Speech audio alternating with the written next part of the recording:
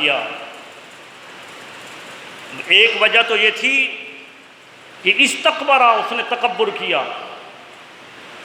کہ میں آگ سے پیدا، یہ مٹی سے پیدا، نسبتاً آگ کی نسبت، مٹی کی نسبت آگ زیادہ افضل ہوتی ہے، تو لہٰذا میں افضل ہو کر مفضول کو سجدہ کیوں کروں؟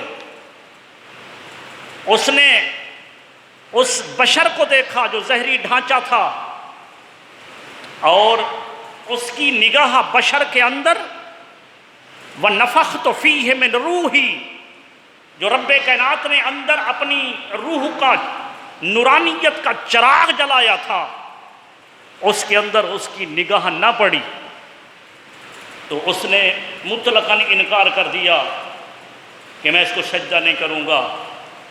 لیکن تمام کے تمام ملائکہ نے سجدہ کیا، اس لیے کہ ان کی نگاہ اس بشری ڈھانچے پر تھی کہ اس ڈھانچے کو، اس لباس کو، یہ بشر کے طور پر جو رب کائنات نے بنایا ہے، بے شک مٹی سے بنایا ہے، لیکن جو رب کائنات نے فرمایا وَنَفَخْتُ فِيهِ مِنْ رُوحِي، اب اس ڈھانچے کے اندر، اس کے اندر جو رب کائنات نے اپنی روح کو پھونکا ہے، تو رب کائنات کی روح تو مجرد نور ہی تو ہے، تو لہذا ان کی نگاہ، ملائکہ کی نگاہ، وہ اس بشری ڈھانچے سے گزر کر وہ جو بشر کے اندر اللہ رب العزت کی روح کا چراغ جل رہا تھا، اللہ رب العزت کے نور کا چراغ جل رہا تھا، تو جب اس نور کے چراغ پر پہنچی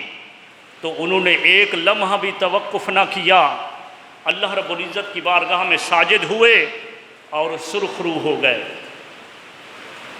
مگر ابلیس نے ایسا نہ کیا۔ اس کی ایک وجہ تو یہ کہ اس نے تکبر کیا اور انکار کیا۔ دوسری وجہ یہ ہے کہ ابلیس اللہ رب العزت کو وحدہ لا شریک مانتا تھا، یہ اس کا عقیدہ تھا، یہ اس کا عقیدہ تھا کہ اللہ وحدہ لا شریک ہے، وہ اللہ تبارک و تعالیٰ کے متعلق یہی عقیدہ رکھتا تھا۔ مگر رب کائنات نے جب چاہا کہ یہ عقیدہ جو اللہ رب العزت کی وحدانیت کا ہے،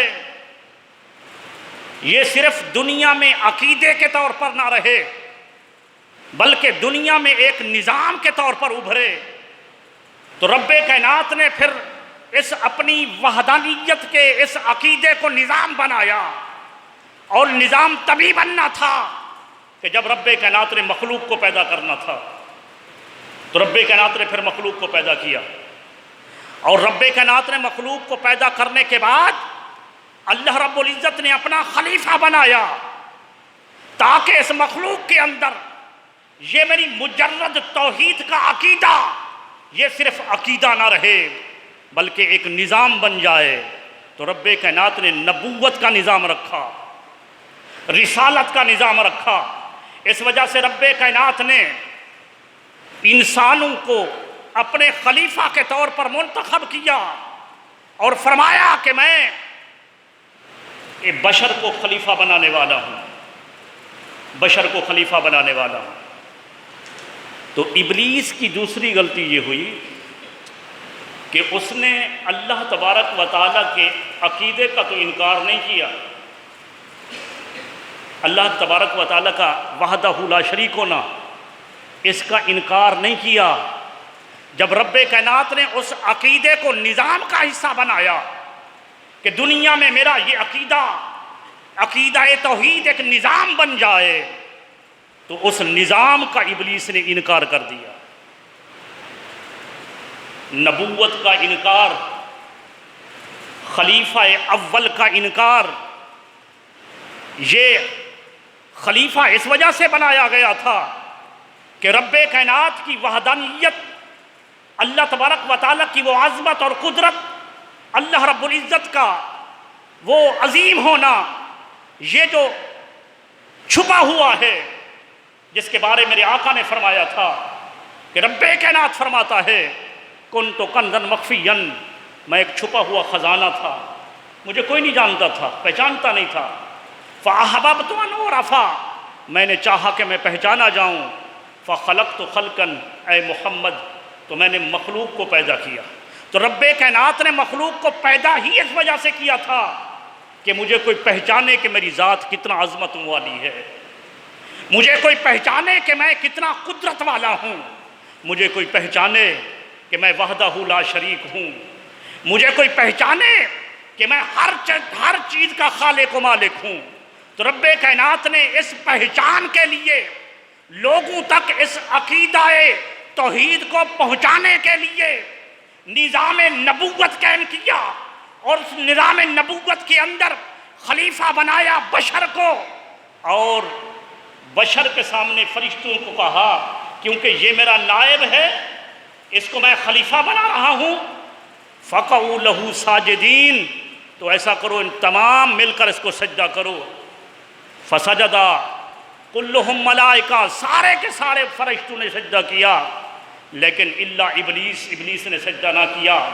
اس لیے کہ جب ابلیس نے سجدہ نہ کیا تو پھر ابلیس وہ اللہ کی توحید کے عقیدے کا تو قائل تھا، لیکن اللہ تبارک و تعالیٰ کے عقیدہ توحید کو جب نظام کے طور پر زمین پر اتارا گیا تو پھر وہ اس کا انکاری ہوا۔ جب انکاری ہوا تو رب کائنات نے فرمایا تو آج کے بعد مردود ہو گیا ہے، انکا رجیم، آج کے بعد تو مردود ہو گیا ہے، آج کے بعد تو دھتکارا گیا ہے، آج کے بعد تو راندہ درگاہ ہو گیا ہے۔ عزیزان گرامی قدر، میں اس آیت کریمہ جو 3 آیتیں آپ احباب کے سامنے اس کی ترجمہ آپ کے سامنے رکھا، سورہ صف میں سے 23ویں پارے میں سے آپ کو اس سے ایک دلیل دینا چاہتا ہوں کہ وہ ابلیس تھا جو عقیدہ توحید کا قائل تھا، نظام توحید کا قائل نہ تھا، تو اللہ تبارک و تعالیٰ نے اسے راندہ درگاہ کر دیا۔ آج اس 14ویں صدی کے اندر آج ہم تمام الا ماشاء اللہ ہم سب عقیدہ توحید کے قائل ہیں، نظام توحید کے قائل نہیں ہیں۔ آج ہماری زبان پر صرف نظام کی بات آتی ہے، کوئی زبان سے کہتا ہے کہ پاکستان میں یا ہر اسلامی ملک کے اندر نظام مصطفیٰ ہونا چاہیے، کوئی کہتا ہے کہ نظام قرآن ہونا چاہیے، کوئی کہتا ہے کہ نظام توحید ہونا چاہیے۔ ارے یہ سارے نام ایک ہی ہیں، لیکن یہ سارے نام صرف ہماری زبان پر ہے، یہ ہم اس کو مکمل عملاً اس کو زمین پر نافذ کرنے سے ہم عاری ہیں اور اس میں مکاری ہیں۔ ہمارے جتنے حکمران آئے انہوں نے کسی نے نعرہ دیا، کچھ ایسے بھی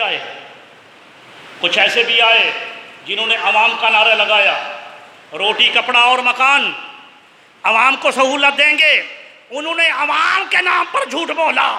کچھ ایسے آئے انہوں نے اپنے الیکشن کے اندر یہ نعرہ دیا اگر ہم صاحب اقتدار ہو گئے تو ہم تمہیں شریعت کا نظام دیں گے۔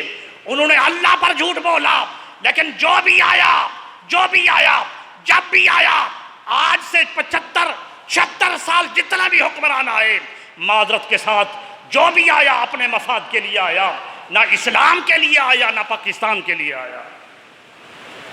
تو عزیزان گرامی قدر، ایک دل کے اندر درد ہے، دل کے اندر ایک کراہت ہے، دل کے اندر یہ غربت جو آج کل غریب پس رہا ہے۔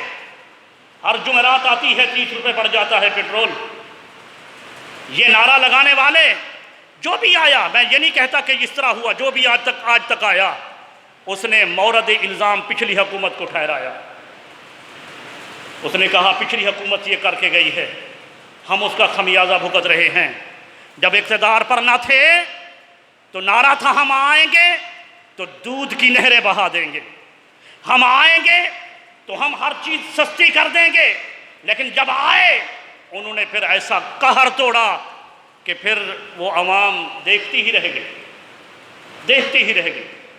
پٹرول کی وجہ سے ہر چیز مہنگی ہوتی ہے، پٹرول کی وجہ سے اب 60 روپے ان 8 دنوں کے اندر پٹرول کا مہنگا ہو جانا، دودھ لینے کے لیے گیا تو وہاں پر باتیں ہو رہی تھی کہ کل یا پرسوں 2-3-4 دن میں 30 روپے لیٹر فی لیٹر دودھ بھی بڑھ جائے گا۔ گھی کو دیکھیں کہ کل کیا تھا اور آج کیا تھا۔ یہ 1-1.5 مہینے کی حکومت جن کا نعرہ ہی یہی تھا کہ ہم آئیں گے تو کیا کچھ کر دیں گے، ان کی حکومت کے اندر کیا کچھ ہوا۔ 40-50% تو بجلی کو بڑھا دیا گیا۔ عزیزان گرامی قدر، یہ میری نہ سیاست سے تعلق، نہ اس گندی سیاست میں رب مجھے حصہ لینے کے لیے اللہ تبارک و تعالیٰ چنے، یہ گند ہے۔ لیکن بتانا یہ چاہتا ہوں کہ اگر ہم سرخور ہونا چاہتے ہیں تو ہمیں اس نظام کو ٹھوکر مارنی ہوگی جو ایک کرپٹ نظام ہے، جو طاقوتی اور لاہوتی طاقتوں کا نظام ہے۔ اگر ہم آسانی اور فرسودہ اور اچھا نظام چاہتے ہیں تو ہمیں کوشش کرنی ہوگی نظام مصطفیٰ کی، نظام مصطفیٰ کی۔ نظام مصطفیٰ جو ہے وہی ہمارے لیے بہتر ہے۔ اب وہ دیکھیں نا، اب سنیں اس کو، وہ جو شیطان تھا، شیطان عقیدہ توحید کا قائل تھا، جیسے آج ہم قائل ہیں، ہماری حکومتیں قائل ہیں عقیدہ توحید کو، عقیدہ قرآن کو سبھی مانتے ہیں نا۔ رب کائنات نے یہ جو مثال دی ہے، رب کائنات نے یہ مثال دی کہ وہ جو ہے اس نے سجدہ نہ کیا۔ کب سجدہ نہ کیا؟ جب میں نے اپنا خلیفہ بنایا، اس لیے کہ اس خلیفے کے ذریعے میں اپنا عقیدہ توحید نظام بنا کر زمین پر برپا کرنا چاہتا ہوں۔ لیکن عزیزان گرامی قدر، شیطان نے اس کا انکار کیا، شیطان نے اس کا انکار کیا، نظام کا انکار کیا۔ اور آج ہم سب مل کر، ہم زبان سے تو کہتے ہیں، ہم بھی کہتے ہیں، حکمران بھی کہتے ہیں، انکار نہیں کرتے۔ اور رب کائنات نے قرآن میں فرمایا، سورہ سعد ہے اپنا 28واں پارہ، رب کائنات نے فرمایا کہ تم ایسی بات، یا ایھا الذین آمنوا، اے ایمان والو، ما لا تقولون لما تقولون ما لا تفعلون، اے ایمان والو تم ایسی بات کیوں کرتے ہو جس پر خود عمل پیرا نہیں ہوتے ہو۔ لما تقولون، کیوں کہتے ہو ایسی بات، ما لا تفعلون، جس کو تم کرتے نہیں ہو، جس کو تم کرتے نہیں ہو۔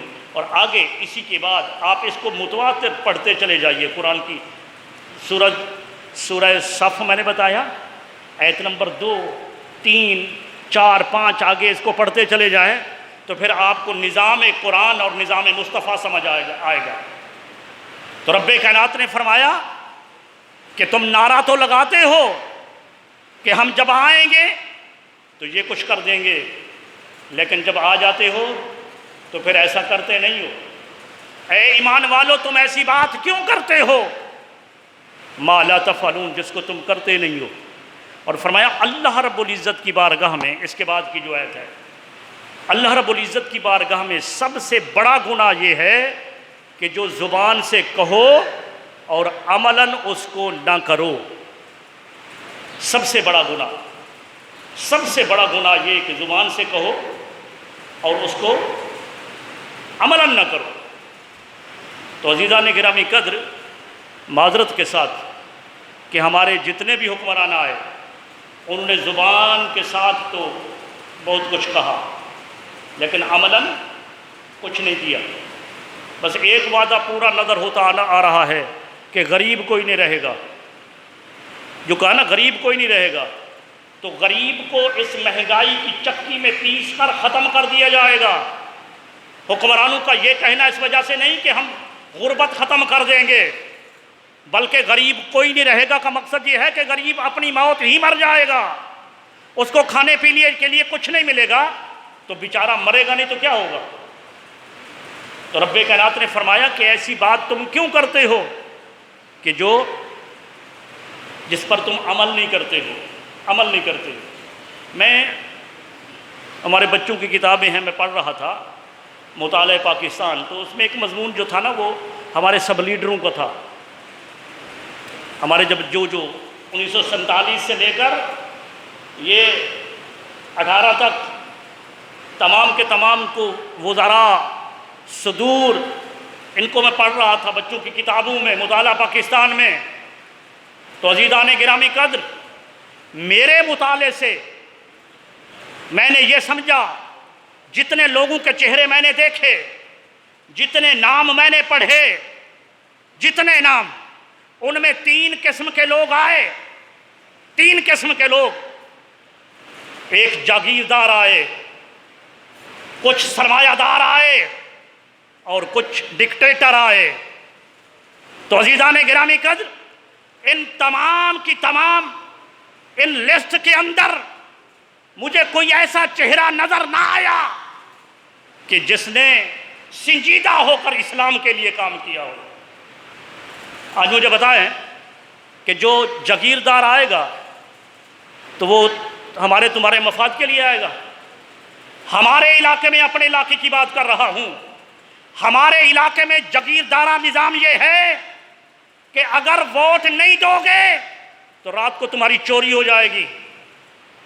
ہمارے علاقے میں جاگیردارہ نظام یہ ہے کہ اگر ووٹ نہ دیے تو پھر بے بنیاد مقدمہ بنا کر تھانوں کے اندر گھسیٹا جائے گا. مجبور ہیں لوگ کہ اگر ووٹ نہ دیا تو جاگیردار کے سامنے کیسے جائیں گے. جاگیردار تو ہمیں گھسیٹے گا. جب جاگیردار آتا ہے وہ اپنی جاگیر کے ذریعے وہ پورے ملک کو اپنی جاگیر سمجھتا ہے. وہ اس ملک کے اندر پھر وہ افراتفری مچاتا ہے. غریب کی پرواہ نہیں رہتی، اپنی جاگیر کو مزید بڑھاتا ہے. سرمایہ دار آیا تو سرمایہ دار اپنے سرمایہ کو بڑھاتا ہے، اس کو نظام سے کوئی تعلق نہیں. نظام جائے بھاڑ میں، جو نام لیا تھا. بس عقیدہ ہے کہ اللہ وحدہ لا شریک ہے، بس عقیدہ ہے کہ محمد اللہ کے رسول ہے، بس عقیدہ ہے کہ قرآن اللہ کا آخری کلام ہے.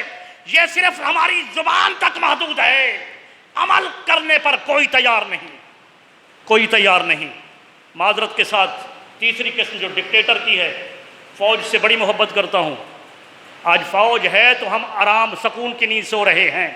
لیکن عزیزان گرامی قدر، جب ایک ڈکٹیٹر جب اقتدار پر آیا تو ڈکٹیٹر کی تو عادت ہے نا کہ جو بھی کہوں تو آگے نو کی مجال نہ ہو.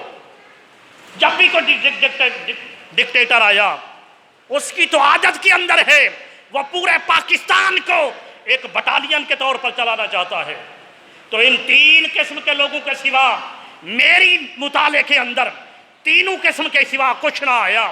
لیکن عزیزان گرامی قدر، جو بات قرآن مجید کی اس آیت کریمہ سے آپ کے سامنے رکھنا چاہتا ہوں کہ اگر ہم چاہتے ہیں کہ ہم سکون کے ساتھ اور آخرت میں سرخ روئی کے ساتھ ہم اس دنیا سے جائیں تو اس کا واحد حل ہے کہ اس ملک پاکستان میں اسلامی نظام کو لانا ہوگا. اچھا، اسلامی نظام کیا ہے؟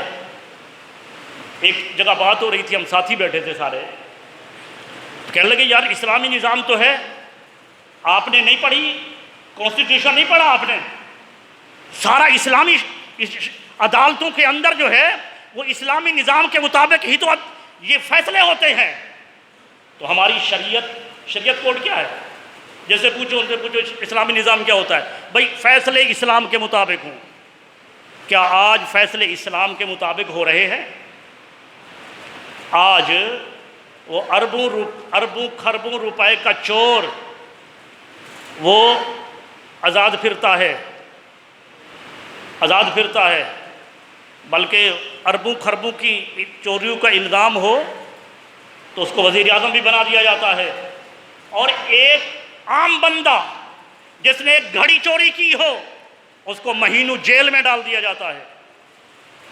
ایک قاتل جو ہے، قاتل کی جو ضمانت ہے، اگر وہ اس کے بندے اقتدار کے اندر ہیں تو دوسرے دن اس کی ضمانت ہو جاتی ہے. اور ایک 25 روپے کا چور جو ہے وہ اس کی ایک 1.5 مہینہ ضمانت نہیں ہوتی ہے. آج معذرت کے ساتھ آج کی عدالتیں بھی بکتی ہیں. آج چونکہ اسلامی نظام صرف یہ نہیں کہ ہماری کانسٹیٹیوشن کے اندر لکھ دیا گیا کہ یہ فیصلے اسلام کے مطابق ہوں گے، ارے اسلامی نظام یہ ہے کہ یہ نظام جو کرپٹ ہے اس کو ختم کر کے مکمل نظام اسلام کا آ جائے، مکمل نظام۔ آج ہمارے ابھی میں تھوڑی دیر پہلے نا ابھی میں 12 بجے میں نے ٹی وی کو آن کیا تو ہمارے وزیر اعلیٰ کا وہ آ رہا تھا اور اس کو ٹی وی والے اپریشیٹ کر رہے تھے کہ اس نے اچھا بیان دے دیا۔ وزیر اعلیٰ سندھ کیا دیا کہ بھئی مہنگائی ہو گئی نا، رات 30 روپے پٹرول بڑھا ہے، تو جو وزراء ہیں، جو افسران ہیں، ان کا جو فیول یا پٹرول ان کو جو ملتا ہے نا، وہ اس میں 40% کمی کی جائے۔ لوگ اس کو اپریشیٹ کر رہے، واہ واہ کتنا اہم فیصلہ کر دیا۔ ارے وزیر اعلیٰ صاحب، اگر کوئی 15,000 10,000 کی نوکری کرنے والا اگر وہ 200 روپے میں پٹرول ڈلا سکتا ہے تو یہ لاکھوں روپے والے اپنی جیب سے سارا پٹرول کیوں نہیں ڈلا سکتے؟ ایسا اعلان کیوں نہیں کیا جاتا کہ جتنا ان کے پاس سرکاری وسائل سے پٹرول وغیرہ ہے خزانے میں جائے گا نا، فائدہ ہے نا خزانے کا۔ حکومت کے اگر مفاد میں ہے، پاکستان کا درد ہے، تو سارا ختم کیوں نہیں کرتے؟ تنخواہیں کم کیوں نہیں کرتے اپنی کہ ہم آذراہ قربانی اپنی تنخواہوں کو کم کر رہے ہیں؟ اگر تنخواہیں نہ بھی لیں تو آپ جانتے ہیں کہ کتنی جگیریں ہیں، کچھ بھی نہ لیں، کچھ بھی نہ لیں، صرف یہ کہیں کہ ہم قربانی دے رہے ہیں، قربانی کے طور پر اپنی تنخواہوں کو 1 سال کے لیے چھوڑ دیں، 1 سال کے لیے، اور ایمانداری کے ساتھ اپنی حکومت کو چلائیں، تو یہ سارا سب کچھ ختم ہو سکتا ہے۔ لیکن نہیں، وہ تو اس مقصد کے لیے آئے ہی نہیں، وہ اس مقصد کے لیے نہیں آئے۔ وہ جو آج سے چند دن پہلے نعرے لگا رہے تھے کہ مہنگائی اتنا ہے، مختلف پارٹیاں، آج ان میں وزارتیں تقسیم ہو گئی تو سب کے زبان پر تالا لگ گیا۔ وہ ایسے سمجھ رہے ہیں کہ شاید ابھی تو مہنگائی ختم ہو گئی ہے، بلکہ ابھی تو دودھ اور شہد کی نہریں بہنا شروع ہو گئی ہیں، ان کی زبان کھل رہی ہے۔ دیکھا آپ نے کسی نے احتجاج کیا اس پر؟ تو عزیزان گرامی قدر، یہ جو نظام ہمارے اوپر مسلط ہے، کرپٹ قسم کا نظام، یہ جو یزیدی نظام ہے، یزیدی نظام، میں آپ کو بتانا چاہتا ہوں نا کہ اس میں کہ کہتے ہیں نا کہ مولوی صاحب کو کیا ہو گیا، آج مسجد میں بیٹھ کر سیاست کی باتیں شروع کر دیں۔ ایسی جو ہے نا، ایسی جمعہ کے بعد جو ہے نا، ایسی باہر جا کر ایسی باتیں بھی ہوں گی اور ہوتی ہیں۔ یہ وہ وقت ہے، وہ ادھر پیچھے نماز پڑھی اور نماز کے بعد گلی میں گئے، جس کے پیچھے نماز پڑھی اسی کی غیبت ہوتی ہے۔ دور ہے ایسا، اس میں گلا شکوہ نہیں، تو کہیں گے کہ مسجد میں بیٹھ کر سیاست کی باتیں شروع کر دی۔ میں نے کہا کہ مجھے سیاست سے سروکار نہیں، میں ایسی سیاست پر لعنت بھیجتا ہوں، میں تو ایک درد ہے بتا رہا ہوں۔ عزیزان گرامی قدر، عزیزان گرامی قدر، یہ اگر سیاست اگر مسجد میں سیاست کی بات نہ ہو تو مجھے بتائیے سیاست کا سب سے عظیم لیڈر کون تھا؟ محمد الرسول اللہ، محمد الرسول اللہ۔ اس کے بعد ابو بکر صدیق، اس کے بعد عمر فاروق، اس کے بعد مولا علی۔ یہ سیاست تھی، لیکن ایمان کی سیاست تھی۔ جہاں سیاست میں دراڑ پڑی، وہ دراڑ وہ یزید کے دور میں پڑی، یزید کے دور میں۔ کیسے؟ کیا یزید امام حسین کو نواز رسول نہیں مانتا تھا؟ مانتا تھا یا نہیں مانتا تھا؟ یزید مانتا تھا کہ امام حسین نواز رسول ہے، خاتون جنت کا فرزند ہے۔ یزید مانتا تھا کہ یہ ایک عظمت والا ہے، لیکن عزیزان گرامی قدر، یزید یہ چاہتا تھا کہ امام حسین آپ کا سیاست سے کیا سروکار، آپ تو ایک بلند ذات سے تعلق رکھتے ہیں، آپ کا اقتدار سے کیا تعلق؟ آپ ایسا کریں، آپ صرف جمعہ کا واعظ کیا کریں، آپ جمعہ کا واعظ کیا کریں مسجد میں بیٹھ کر۔ آپ اتنا بڑے بلند، آپ سیاست میں نہ آئیں، آپ صرف واعظ کریں، حکومت میرے پاس ہو اور میں راج کروں، راج میرے پاس ہو، واعظ آپ کے پاس ہو۔ تو عزیزان گرامی قدر، یہ یزید نے جو گھیرا تنگ کیا، کہ میری بیعت کی جائے، تو اور امام حسین نے اس کے ہاتھ میں ہاتھ نہیں دیا۔ وجہ کیا تھی؟ کہ امام حسین رضی اللہ تعالیٰ عنہ جن کے بدن کے اندر زہرائے بطول کا دودھ تھا، مولا علی کا خون تھا، وہ جانتے تھے، سمجھتے تھے کہ اسی سیاست کے لیے اور اقتدار میں آنے کے لیے اللہ تبارک و تعالیٰ کے پیارے حبیب صلی اللہ علیہ وسلم نے ریاست مدینہ قائم کی، جس کی وجہ سے میرے آقا صلی اللہ علیہ وسلم کے کفار مکہ، مشرکین مکہ یہ آپ کے دشمن ہوئے، آپ کو ہجرت پر مجبور کیا۔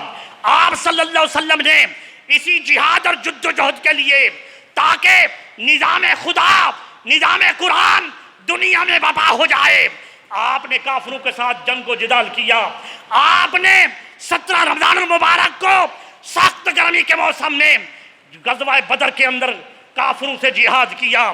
تو عزیزان گرامی قدر، امام حسین کے سامنے یہ دونوں راستے تھے، ایک بیعت کر لیتے اور دوسرا راستہ یہ تھا کہ اپنے نانے کے دین کو چن لیتے۔